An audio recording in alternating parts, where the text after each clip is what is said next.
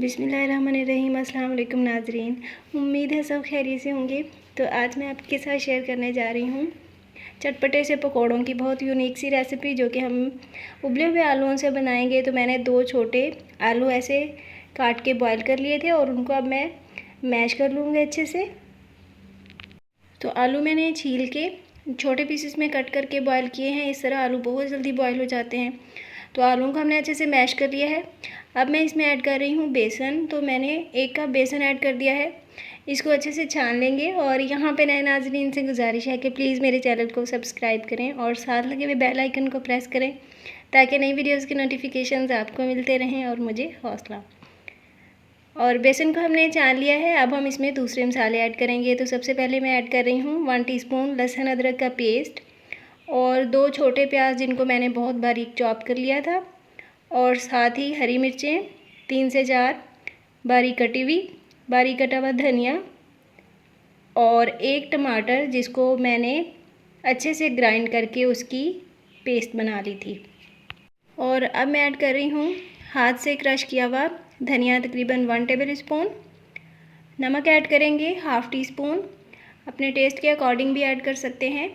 और अब मैं ऐड कर रही हूँ red chilli powder 1/4 teaspoon, 1/4 teaspoon ही हल्दी ऐड कर देंगे।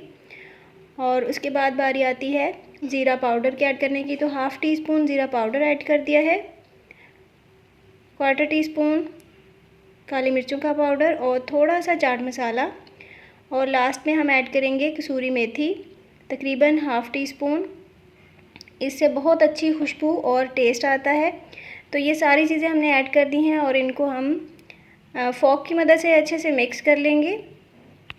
तो इस पकौड़ों के बैटर में हमने पानी ना होने के बराबर ही ऐड करना है। ये ऐसे ही इसको काफ़ी हार्ड रखना है।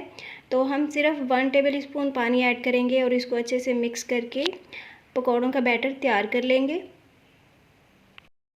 ये पकौड़े बहुत मज़ेदार और क्रिस्पी बनके तैयार होते हैं। तो इनका बैटर हमने तैयार कर लिया है।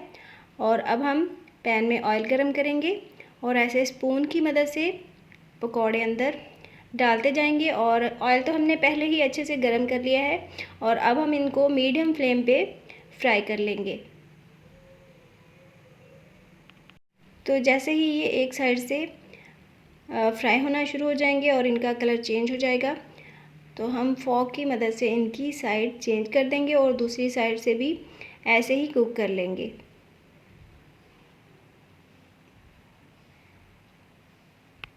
पकौड़े बहुत ही अच्छे से फ्राई हो चुके हैं, बहुत ही अच्छा सा गोल्डन कलर आ चुका है। तो अब हम इनको एक प्लेट में निकाल लेंगे। तो पकौड़ों को हमने इसी तरह मीडियम फ्लेम पे ही फ्राई करना है, क्योंकि इनका ऐसे ही अच्छा सा कलर आता है, वरना ये ज़्यादा हाई फ्लेम पे जल जाएंगे और इनका टेस्ट भी बिल्कुल भी अच्छा नहीं रहेगा। तो कुछ पकौड़े हमने फ्राई कर लिए हैं, बाकी सारे पकौड़े भी हम इसी तरह फ्राई करेंगे। और अभी मैं आपको दिखाऊंगी मज़ेदार और क्रिस्पी पकौड़ों की फ़ाइनल लुक। तो फ़ाइनल लुक देखना ना भूलिएगा। तो सारे पकौड़ों को हमने मीडियम फ्लेम पे फ्राई कर लिया है और ये अंदर तक अच्छे से कुक हो चुके हैं।